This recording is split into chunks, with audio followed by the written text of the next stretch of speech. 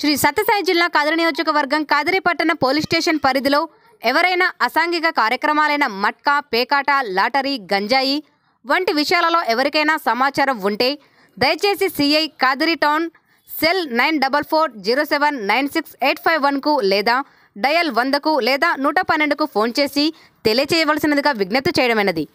సమాచారం ఇచ్చిన వారి పేర్లను గోప్యంగా ఉంచడం జరుగుతుంది. Inspector of police Kadiri town PS.